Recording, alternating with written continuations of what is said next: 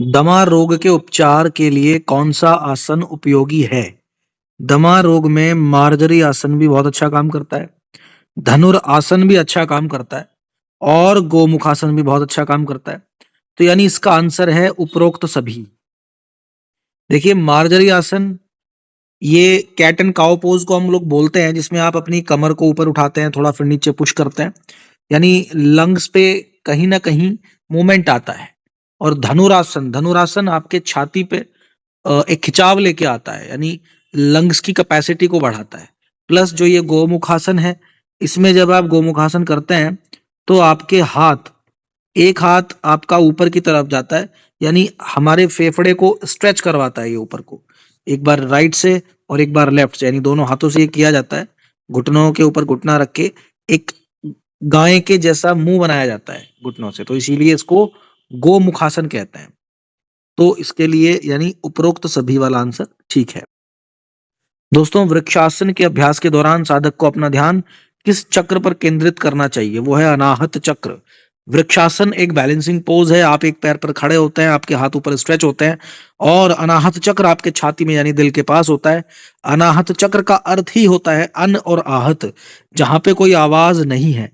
तो वृक्षासन से आप अनाहत चक्र पे फोकस करते हुए इसको करें, लंबे समय तक करें, आपको बहुत फायदा होगा।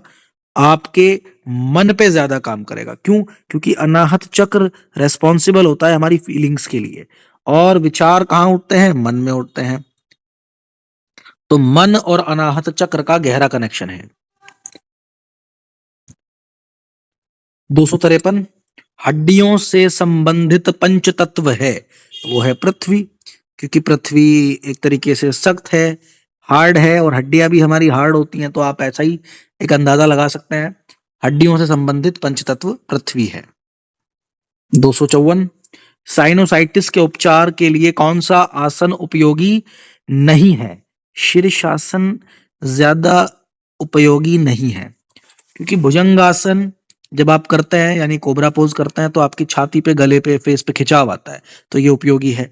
धनुरासन जब करते हैं तो पेट पर, छाती पर, गले पर, माथे पर, पूरे फेस पे खिंचाव आता है, ये भी फायदेमंद होता है।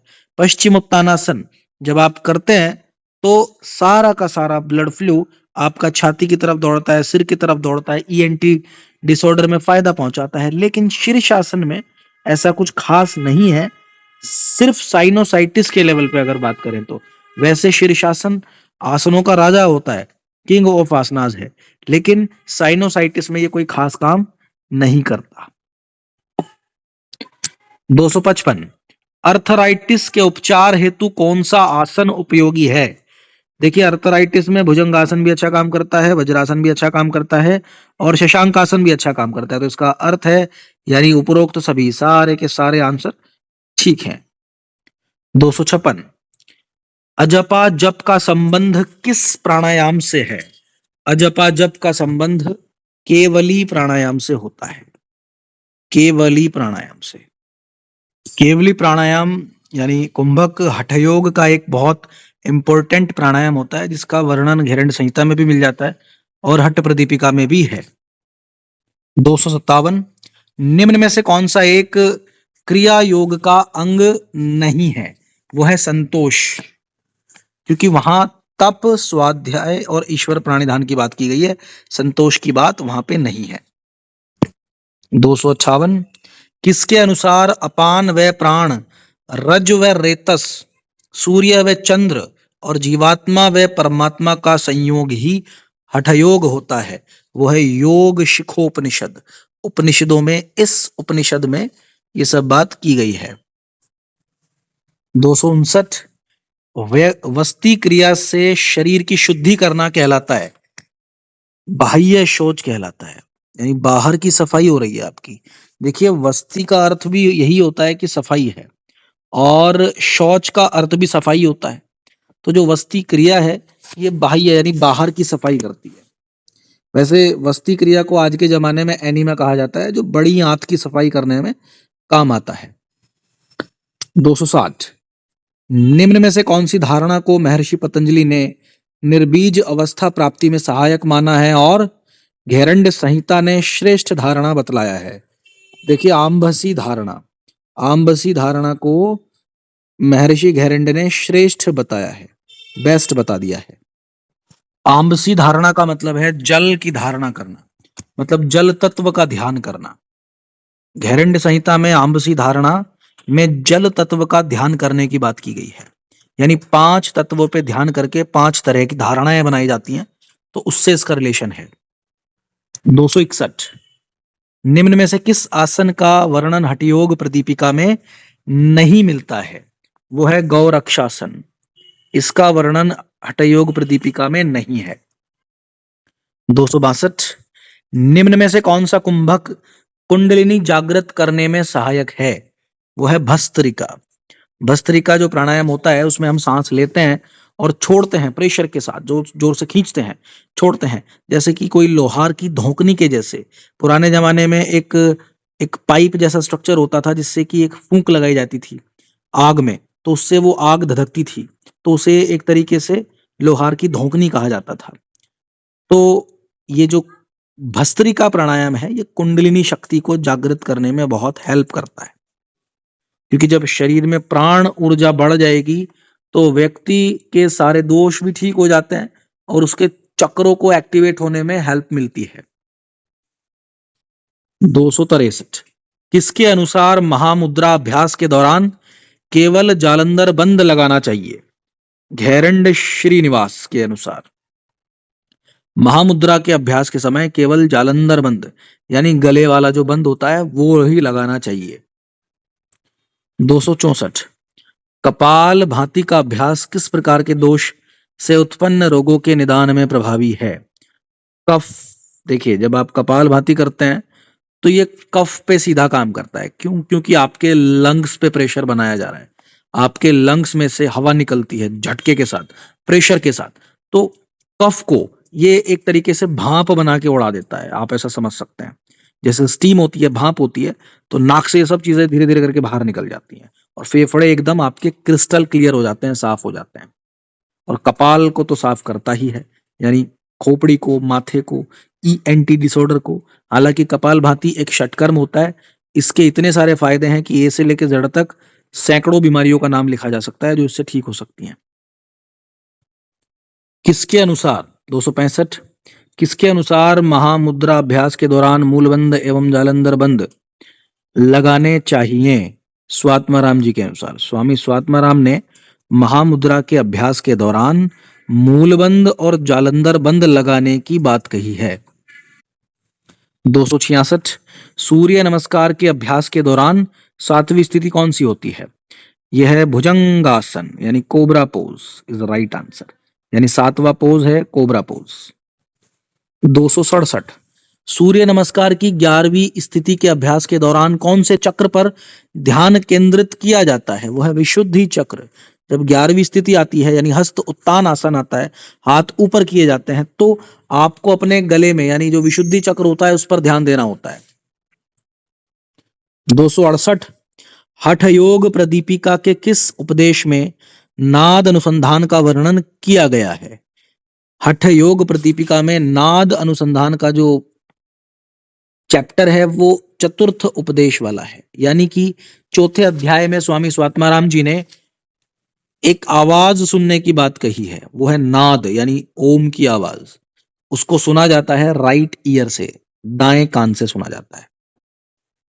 269, इंद्रियों को अपने बाहरी विषयों से हटाकर अंतर्मुखी करते हुए आत्मा की ओर मोड़ना ही कहलाता है। वो है प्रत्याहार। जो हमारी इंद्रियां हैं, आंख, नाक, कान, जीभ और त्वचा, इन सब को मिला के मीन्स इनको बाहर के विषयों से हटा दो। जो बाहर की दुनिया होती है, आउटर वर्ल्ड, उससे हटा के भीतर की तरफ, अंदर की तरफ मोड़ देना ही, अंतर्मुखी यानी इंट्रोवर्ट कर देना ही क्या कहलाता है? प्रत्याहार कहलाता है। प्रत्याहार का मतलब ही होता है प्रति आहार, यानी कि उल्टा आहार। प्रति प्लस आहार, आहार मतलब भोजन करना। अब देखो, भोजन करने का मतलब ये नहीं है कि आप जो खाना खाते हैं सिर्फ वही भोजन है। आप इंद्रियों से भी आहार करते हैं, आंख से देखते हैं वो भी एक आहार है, जीभ से चखते हैं वो भी एक आहार है, कानों से सुनते हैं वो भी एक डाइट है आपका। 270, त्रयमेकत्र, इसका अर्थ है संयम। देखिए, जो 3 चीजें होती हैं, धारणा, ध्यान और समाधि, यानी धारणा को आपने पकड़ा, ध्यान को पकड़ा और समाधि को पकड़ लिया। अब इन तीनों को मिलाने के बाद यही क्या कहलाएगा? संयम कहलाएगा। ये मिलके क्या बन जाता है? संयम। संयम मतलब पेशेंस। तो पतंजलि योग सूत्र में तीसरे अध्याय के चौथे सूत्र में ये बात कही गई है, त्रयमेकत्र संयमः, यानी ध्यान, धारणा, समाधि जब एक ही जगह आ जाए तो संयम में कन्वर्ट हो जाएंगी। 271, निम्न में से कौन से प्राणायाम का वर्णन हठयोग प्रदीपिका और हठ रत्नावली में किया गया है? वो है शीतकारी प्राणायाम। इसका जिक्र हठयोग प्रदीपिका में भी है और हठ रत्नावली ग्रंथ में भी किया गया है। शीतकारी शरीर को ठंडक पहुंचाता है और शीतकारी जो प्राणायाम है उसमें हम दांतों को दिखाते हुए हवा को खींचते हैं अंदर और फिर सांसों को बाहर छोड़ देते हैं। ये सर्दियों में नहीं किया जाता, ये गर्मियों में किया जाता है। 272, एकाग्रता में कमी, उत्तेजित और अति सक्रिय व्यक्ति के लिए निम्न में से कौन सी मुद्रा का अभ्यास लाभदायक होता है? जो मतलब कंसंट्रेशन में कमी होती है और जिनमें एक्टिविटी बहुत कम है, मतलब एक्टिवनेस बहुत कम है, और जो बहुत ही ज्यादा हाइपर एक्टिव भी होते हैं, तो उन लोगों के लिए वायु मुद्रा बहुत बढ़िया काम करती है। देखिए, वायु का काम क्या होता है? चंचल होना। तो वायु जिसके शरीर में बढ़ जाएगी तो उसका मन चंचल होने लगेगा। अब बहुत लोग होते हैं जो बड़े चंचल होते हैं, कॉन्सेंट्रेट नहीं कर पाते, तो उनके अंदर सीधा सीधा कहा जा सकता है कि वात रोग बढ़ गया, उनके अंदर वात वात वाली चीजें बढ़ गई हैं। वायु तत्व बढ़ा हुआ है तो उसको बैलेंस करने के लिए पृथ्वी तत्व बढ़ाया जाता है, अग्नि तत्व बढ़ाया जाता है। तो इस तरीके से ये चीजें काम करती हैं और ये मुद्राएं धीरे धीरे काम करती हैं पर काम 100% करती हैं। 274, हकार का संबंध है सूर्य नाड़ी से है। हकार का संबंध सूर्य नाड़ी से है और ठकार का संबंध चंद्र नाड़ी से है। हकार सूर्य यानी राइट साइड, ठकार चंद्र यानी लेफ्ट साइड में होता है। चंद्र ठंडा होता है, सूर्य गर्म होता है और इनके बीच में ही होती है सुषुम्ना नाड़ी, जो नाड़ी के अंदर एक लिक्विड भरा रहता है। आज के जमाने में जो डॉक्टर जब किसी का ऑपरेशन करते हैं या किसी महिला की डिलीवरी होने वाली होती है, प्रेग्नेंट महिला की, तो उसके कमर में एक इंजेक्शन लगाया जाता है। तो उस कमर का जो इंजेक्शन लगता है वो सुषुम्ना नाड़ी में ही लगता है और उसको इंजेक्शन को लगाने के लिए बहुत ही एक्सपर्ट, एनेस्थीसिया के एक्सपर्ट बुलाए जाते हैं, वो ही उस इंजेक्शन को लगाता है। अगर उसमें जरा भी गड़बड़ हो जाए तो दिक्कत हो जाती है, जिंदगी भर के लिए इंसान को लकवा भी हो सकता है, फालिज यानी कि ब्रेन स्ट्रोक तक हो सकता है। तो बहुत ही सावधानी वाला काम होता है वो। 275, ज्ञानेन्द्रीय कान से संबंधित महाभूत है आकाश। देखो, महाभूत का मतलब होता है पंच तत्व, अग्नि, पृथ्वी, जल, वायु, आकाश। तो जो कान है हमारा, जो कान है, इंद्री है, इसका जो कनेक्शन है सीधा वो आकाश के साथ है। अब देखिए, हमें आकाश की जरूरत सबसे ज्यादा होती है। अगर आकाश तत्व ना हो तो ये अग्नि, पृथ्वी, जल और वायु, इनका होना ना होना बराबर है। मतलब हमें आवाज को पहुंचाने के लिए, अगर कोई साउंड है, कोई आवाज है, तो उसको पहुंचाने के लिए एक माध्यम चाहिए होता है, मीडियम चाहिए होता है। तो वो माध्यम होता है आकाश।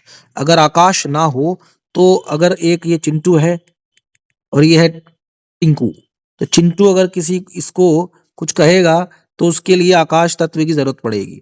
अब जैसे हमारे यहाँ से जो लोग ऊपर अंतरिक्ष में जाते हैं तो वहां पे जब वो आवाज लगाते हैं एक दूसरे को तो नहीं सुनती है। क्यों? क्योंकि वहां पे वायुमंडल नहीं है, वहां पे आकाश तत्व की एक ऐसी कुछ कॉम्प्लिकेशंस हैं कि वहां पे वो आवाज लगाते रह जाएंगे लेकिन सुनाई नहीं देगा। तो वो पृथ्वी पे ही सुन सकते हैं हम लोग। तो इस तरीके से ये ब्रह्मांड के बड़े बड़े रहस्य हैं। तो योग करने के बाद, समाधि लग जाने के बाद ये सारे रहस्य खुल जाते हैं।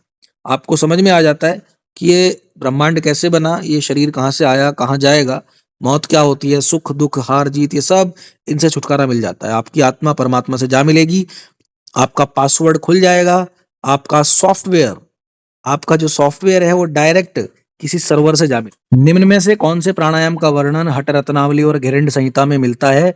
वो है केवली प्राणायाम। केवली प्राणायाम का वर्णन दोनों ही किताबों में मिलता है।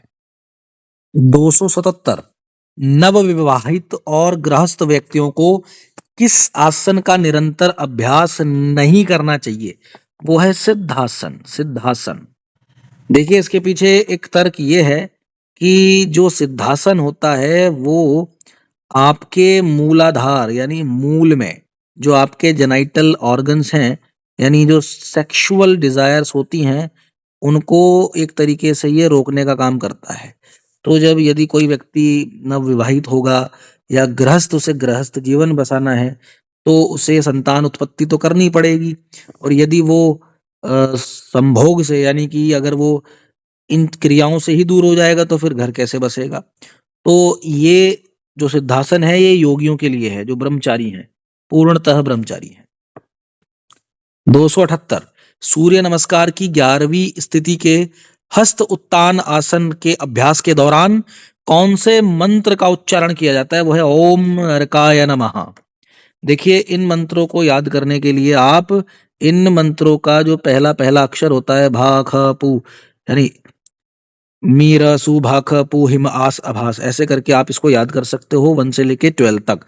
ये पूछा जाएगा 100%, वहां पे पूछा जाएगा एग्जाम में, वाईसीबी में लेवल 1 2 3 सब में पूछा जाता है और बहुत ज्यादा नंबर मिलते हैं इसमें। 279 गौरक्ष संहिता के अनुसार हंस प्राण की प्रवृत्तियों के कितने भेद हैं? वो है 8। गोरक्ष संहिता में हंस यानी प्राण की जो वृत्तियां होती हैं, प्राण जो होता है उसकी जो वृत्तियां हैं, नेचर है, वो 8 प्रकार की बताई गई हैं। 280 घेरंड संहिता में कपालभाति क्रिया के कितने प्रकार वर्णित हैं? कपालभाति 3 तरह की बताई गई है। व्युत कर्म कपालभाति, वात कर्म कपालभाति और शीत कर्म कपालभाति, ये 3 तरह की कपालभाति बताई गई है घेरंड संहिता में। 281 निम्न में से कौन सा कथन असत्य है? देखिए त्राटक के अभ्यास से दिव्य दृष्टि प्राप्त होती है, नहीं, ऐसा तो नहीं है। त्राटक के अभ्यास से तनाव दूर होता है, उतना ज्यादा नहीं कहा जा सकता। त्राटक से माइग्रेन सर दर्द दूर होता है।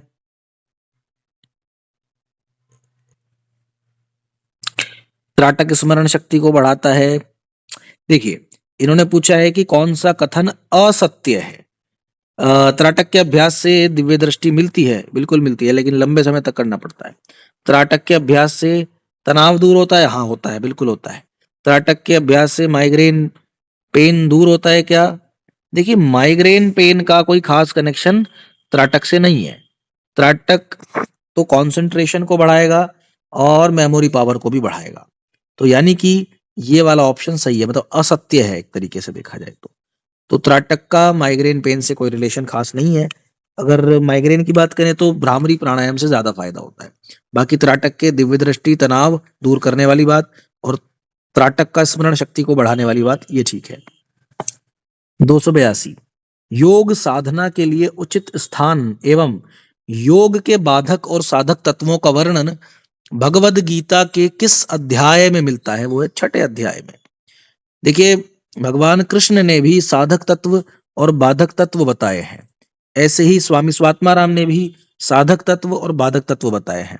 तो साधक तत्व वो होते हैं जो योग में आपको आगे बढ़ाते हैं, बाधक तत्व वो हैं जो योग में आपको आगे बढ़ने नहीं देते, रुकावटें पैदा करते हैं, वो बाधा है, बाधक है।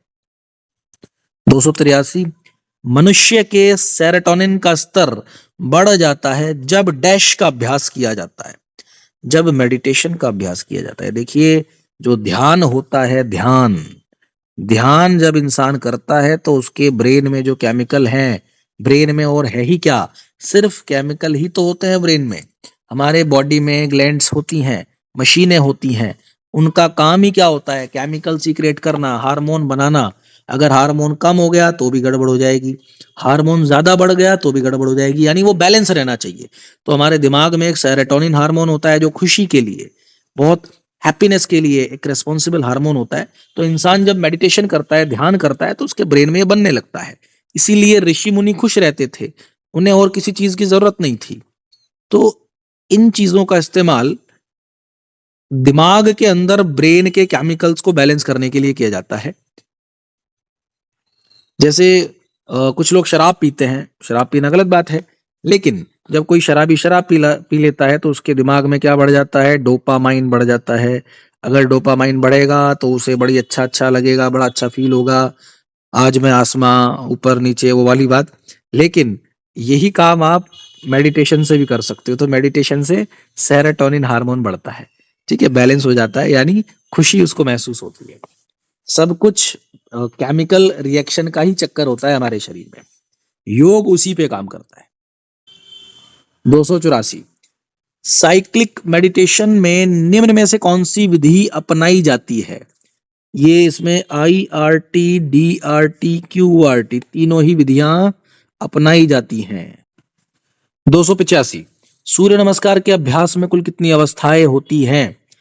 यह 12 होती हैं। देखिए, आसन तो होते हैं 7, लेकिन वो रिपीट होके 12 हो जाते हैं। कुल आसन 7 हैं, रिपीट होके 12 हो जाते हैं। अधम प्राणायाम में पूरक करते समय प्रणव की कितनी मात्राओं का जप किया जाता है? वो है 12। 12 मात्राओं का जाप किया जाता है अधम प्राणायाम में, पूरक यानी सांस लेते समय। 287, नाद की किस अवस्था का संबंध विष्णु ग्रंथि भेदन से होता है? घटा अवस्था। इस अवस्था में विष्णु जो ग्रंथि होती है उसका भेदन हो जाता है, वो पेनेट्रेट हो जाती है और व्यक्ति फिर और ऊपर की तरफ चढ़ता है, यानी उसको दाएं कान से नाद अनुसंधान सुनाई देता है, मींस ओम की आवाज सुनाई देती है। 288, नाद की किस अवस्था का संबंध ब्रह्म ग्रंथि से है? आरंभ अवस्था में ब्रह्म ग्रंथि का भेदन हो जाता है। जब योगी प्रैक्टिस करता है तो ग्रंथियों को पेनेट्रेट करते हुए ऊपर बढ़ता है। 4 अवस्थाएं होती हैं, आरंभावस्था, घटावस्था, परिचयावस्था, निष्पत्ति अवस्था। तो इन चारों में अलग अलग तरह की ध्वनियां सुनाई देती हैं। कभी ढोल की आवाज सुनाई देती है, कभी वीणा की आवाज सुनाई देती है, कभी रणभेरी की आवाज सुनाई देती है। तो कुछ ये सिम्टम्स हैं, कुछ लक्षण हैं, जिससे आपको पता लग जाए कि आप योग में अभी कहाँ हो। 289, प्रत्याहार है। देखिए, प्रत्याहार में से ज्यादातर क्वेश्चंस जानबूझ के आते हैं, क्योंकि ये जो टॉपिक है, ये वर्ड जो प्रत्याहार है, ये बहुत घुमाने वाला है। देखिए, प्रत्याहार का मतलब होता है कि इंद्रियों को बाहरी विषयों से मुक्त करना, ये बात तो ठीक है। चित्त का अंतर्मुखी होना, ये भी बात ठीक है। इंद्रियों पर पूर्ण रूप से नियंत्रण, ये भी बात ठीक है। तो यानी इसका अर्थ तो ये है कि ये सारी बातें ठीक है। प्रत्याहार का मतलब ही होता है उल्टा आहार, यानी आपने इंद्रियों को उनके विषयों से, वो जहां जहां देखती हैं, सूंघती हैं, सुनती हैं, उनसे हटा के अंदर की तरफ डाइवर्ट कर दिया, घुमा के अंदर आप ले आए, अपने भीतर झांकने लगे आप। यही होता है प्रत्याहार। अष्टांग योग में 5वें नंबर पे आता है प्रत्याहार, पतंजलि जी ने यह बताया है। 290, घेरंड संहिता के अनुसार किस मुद्रा के अभ्यास के दौरान तीनों बंधों का प्रयोग किया जाता है? वो है महाबंध मुद्रा। महाबंध में मूल बंध, उड्डयन बंध, जालंधर बंध तीनों लगाए जाते हैं। इकट्ठा करते ही ये महाबंध बन जाता है, या इसको त्रिबंध भी बोल देते हैं। 291, किस मुद्रा के निरंतर अभ्यास से बालों का सफेद होना, झड़ना रुक जाता है? वो है मांडू की मुद्रा। मांडू की मुद्रा का स्पेशली बालों पे अच्छा इफेक्ट जाता है। 292, अंतर्मुखी व्यक्ति को किस मुद्रा का निरंतर अभ्यास नहीं करना चाहिए? वो है योनि मुद्रा का अभ्यास, क्योंकि ये जो मुद्रा है, ये अंतर्मुखी व्यक्तियों के लिए उतना ज्यादा अच्छी नहीं है। कह सकते हैं कि ये थोड़ा उन लोगों के लिए है जो थोड़ा बोल्ड होते हैं, थोड़ा बहादुर होते हैं, जो अपनी बात सबसे शेयर कर सकते हैं। लेकिन कुछ ऐसे लोग होते हैं जो अपनी बात नहीं बताते, अकेले ही रहना पसंद करते हैं, तो उन लोगों को इस मुद्रा का अभ्यास ज्यादा नहीं करना चाहिए। 293, निम्न में से किस प्रकार के प्राणायाम में महाव्याधियां, पाप और रोग दूर होते हैं? इसमें मध्यम प्राणायाम से, मध्यम प्राणायाम से ये सारी दिक्कतें, परेशानियां दूर हो सकती है। 294, निम्न में से किन आसनों का वर्णन घेरंड संहिता में मिलता है लेकिन हठ प्रदीपिका में नहीं मिलता है? वो है वज्रासन और मंडूकासन। ये घेरंड संहिता में तो है, लेकिन हठ योग प्रदीपिका में नहीं है। 295, सगर्भ सहित प्राणायाम के दौरान कौन सा बंध लगाना चाहिए? उड्डयन बंध लगाना चाहिए, यानी पेट वाला जो बंध होता है वो वाला लगाना चाहिए। 296, निम्न में से कौन सा कथन सच नहीं है? उज्जाई प्राणायाम के दौरान जालंधर बंद लगाना चाहिए, ये बात तो ठीक है। उज्जाई प्राणायाम अनिद्रा रोग को दूर करता है, ये भी बात ठीक है। निगर्भ प्राणायाम हमेशा बीज मंत्रों के साथ करना चाहिए, ये बात गलत है। सगर्भ प्राणायाम को ही किया जाता है, तो यानी ये वाला कथन, मतलब इसका ऑप्शन ये वाला टिक किया जाएगा। सगर्भ प्राणायाम के अभ्यास के दौरान पूरक बाई नासिका से करना चाहिए, ये बात भी ठीक है। तो यानी इसका ये वाला आंसर करेक्ट होगा, तीसरे नंबर का। 297, निम्न में से किस आसन का उल्लेख घेरंड संहिता में मिलता है परंतु हठयोग प्रदीपिका में नहीं मिलता? मत्स्यासन, शलभासन, संकटासन, इन सभी का उल्लेख घेरंड संहिता में तो है लेकिन हट प्रदीपिका में नहीं है। 298, संकट आसन का निरंतर अभ्यास करना चाहिए क्योंकि यह मन की एकाग्रता को बढ़ाता है, ये बात भी ठीक है। इससे शरीर मजबूत बनता है, बात ठीक है। कुंडलिनी जागरण करता है, बिल्कुल ठीक है। यानी उपरोक्त सभी इसका सही आंसर है। 299, मध्यम प्राणायाम में पूरक करते समय प्रणव की कितनी मात्राओं का जप किया जाता है? इसमें 24 यानी 24 मात्राओं का जप किया जाता है। 300, भद्रासन से संबंधित कौन सा कथन सत्य नहीं है? यह मूलाधार चक्र को जागृत करने में सहायक है, यह बात तो ठीक है। इससे पाचन तंत्र मजबूत होता है, यह बात भी ठीक है। यह मन और मस्तिष्क को शांत करता है, यह बात भी ठीक है। लेकिन इसके अभ्यास के दौरान अश्विनी मुद्रा और शांभवी मुद्रा का अभ्यास स्वाभाविक रूप से हो जाता है, क्या ये बात ठीक है? नहीं, ये बात गलत है। यानी ये वाले ऑप्शन पर टिक करना है।